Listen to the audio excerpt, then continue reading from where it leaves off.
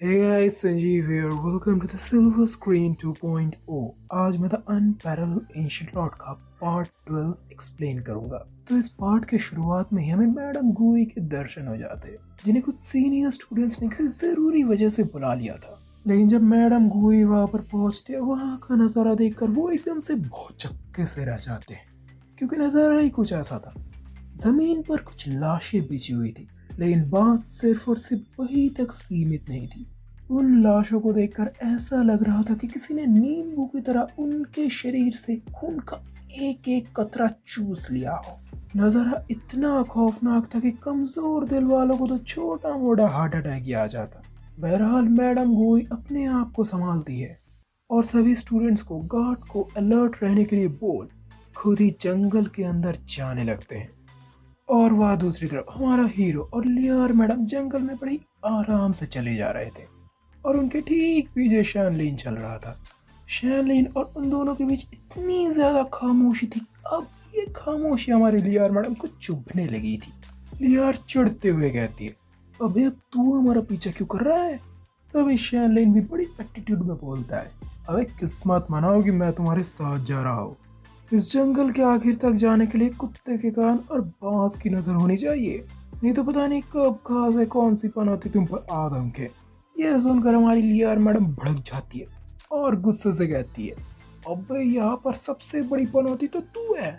Layer उसे और दो टूक जवाब देने ही वाली थी, लेकिन तभी अचानक उसे जियान की आवाज आती है। सामने एक जगह पूरी तरह से कुहासे से ढकी हुई थी। वो कहते हैं, भाया यहाँ पर कुछ तो गड़बड़ है, यहाँ के लक्षण मुझे ठीक नहीं लग रहा है भाया। लेकिन बहरहाल टोकन हासिल करने के लिए उन्हें आगे बढ़ना ही था, इसलिए वो बेझिझक उस कुहासे के अंदर एंटर कर जाते हैं। लेकिन बहुत समय तक चलने के बाद भी आखिरकार उन्हें कुछ भी नहीं मिलता। तभी आखिर शैनलिन उन्हें पीछे से रोकता है, अबे रुक। तभी लियार भी पलटते हुए बोलता है, अबे जल्दी बक जो भी बकना है। तभी शैनलिन भी बोलता है, अबे भाया ये जगह इतू सी है, हम लोग अभी तक गोल गोल रानी खेल रहे हैं। तभी शैनलिन एक पेड़ के पास जाता है और वहां पर अपना किया हुआ उसे एक मार्ग दिखाता है। इस बात से फिर से हमारी लियार मैडम किसी ज्वालामुखी की तरह उस पर फट पड़ती है और बोलती है, अबे साले तो अभी तक तूने अपनी चोंच क्यों नहीं खोली थी?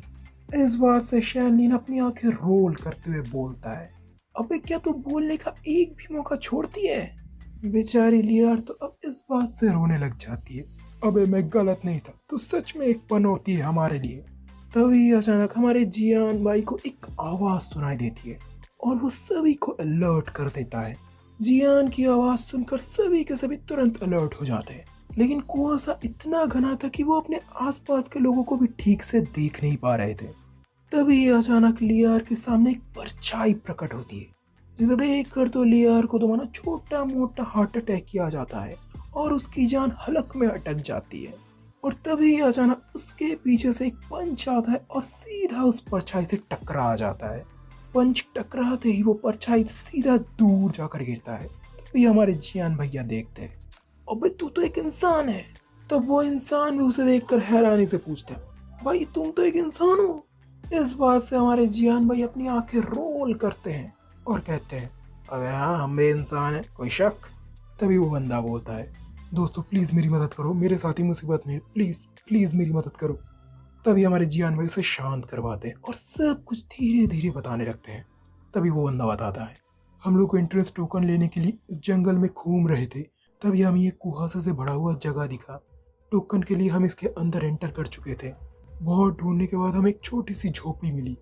हमें लगा उसके अंदर टोकन हो सकता है, इसीलिए मेरे दोस्त अंदर टोकन लेने के लिए चले गए, जबकि मैं बाहर पहरा दे रहा था।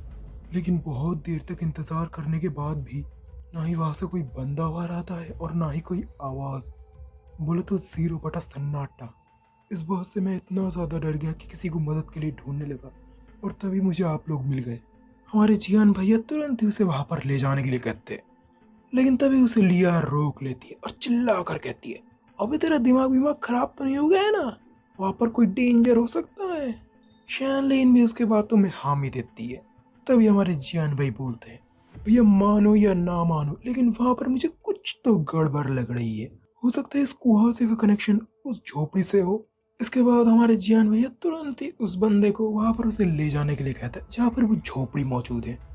वो बंदा भी तुरंत ही उसे वहां पर ले जाता है, लेकिन वहां पर पहुंचते ही उसकी हवा टाइट हो जाती है और उसके पसीने छूटने लगते हैं। उस जगह को देखते ही लियर के भी पसीने छूटने लगते हैं, लेकिन हमारा हीरो तो पूरी तरह से निडर था। वो बड़े आराम से अपना स्वैग दिखाते उस दरवाजे के पास चले जाते। उसके थोड़ा सा धक्का देते ही वो भारी सा दरवाजा धीरे धीरे खुलने लगता है। उस दरवाजे के धीरे से खुलने की आवाज इतना ज्यादा खौफनाक थी कि कमजोर दिल वालों की तो डर के हमारे गिग्गी बन जाती। बहरहाल जब हमारे जियान भैया उस घर को अच्छे से तलाशते हैं तब उन्हें एक कारपेट के ऊपर कुछ ढका हुआ मिलता है। तो हमारे जियान भैया पास जाकर उसे हटाते हैं तब वो एकदम से भौचक्के से रह जाते हैं और उनकी आंखें तो खुली की खुली रह जाती है, क्योंकि उसके नीचे एक बेहद ही खूबसूरत लड़की सो रही थी। लेकिन बात वो नहीं थी जिसकी वजह से हमारे जियान भैया की आंखें खुली की खुली रह गई थी। असल बात तो ये थी कि उस मैडम जी के बड़े बड़े संतरे उनके कपड़े के अंदर से झांक रहे थे। लेकिन जो भी हो, हमारे जियान भाई थे एक शरीफ बंदे। वो पहले उस लड़की के कपड़े को ठीक करते और उस मैडम जी को उठाने की कोशिश करते हैं। जियान को इतना देर करते देख आखिरकार लियार भी अंदर आ जाती है। लेकिन जब वो अंदर पहुंचती है और वहां का नजारा देखती है, बेचारी के दिल में तो मानो सांप लूट जाती है। तभी हमारे जियान भाई उसे तुरंत ही सब कुछ समझाने लगती है। बहुत समझाने के बाद आखिरकार लियार मैडम शांत हो जाती है। कुछ देर बाद वो मैडम जी भी उठ जाती है। उठते ही वो चौंक जाती है और धीरे से पूछती है, अबे तुम लोग कौन हो? तभी हमारे जियान भाई सबका इंट्रो देती है और कहती है, हम लोग एंट्रेंस के लिए यहाँ से टोकन ढूंढ रहे थे और हम लोग इस कुआं के अंदर फंस गए। तभी वो मैडम जी भी बोलती है, मैं भी एंट्रेंस के लिए टोकन ही ढूंढ रही थी और मैं भी गलती से आकर इस कुआं के अंदर फंस गई। इसके बाद तो मैडम जी फूट फूट कर रोने लगती है और अपना दुखड़ा सुनाने लगती है, जिसके अगले ही पल वो हमारे जियान भैया से लिपट जाती है। भैया अब इस सीन को देखकर तो हमारी लियार मैडम को लग जाती है मिर्ची। तभी पीछे से वो बंदा पूछता है, मैडम जी क्या आपने हमारे साथियों को देखा है? तभी मैडम जी कहती है, अबे नहीं, मैं तो अभी अभी होश में आया हूँ, मुझे कैसे पता?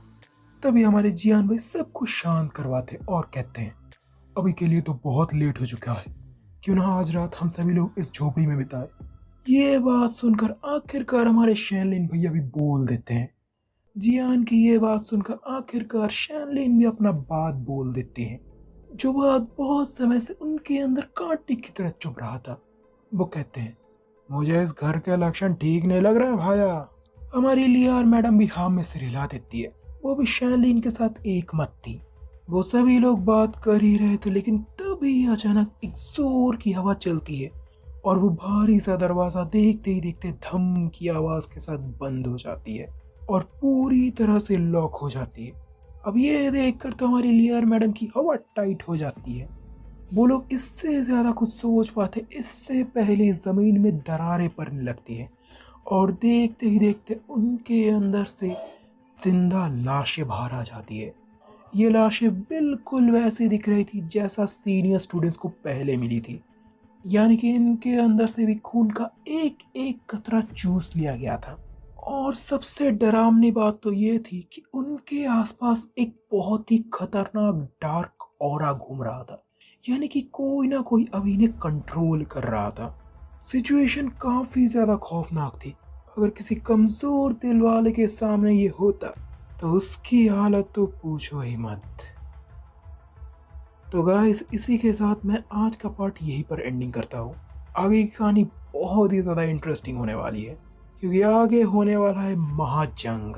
अब देखना ये है कि ये नई नवाली मैडम जी देती है क्या हमारे हीरोज का संग। तब तक देखते रहिए आप मेरी इस कहानी को, द अनपैरेलल्ड एंशिएंट लॉर्ड। इसके साथ ही साथ मैंने एक और कहानी भी एक्सप्लेन की जिसका नाम है the last hero. And at last, thanks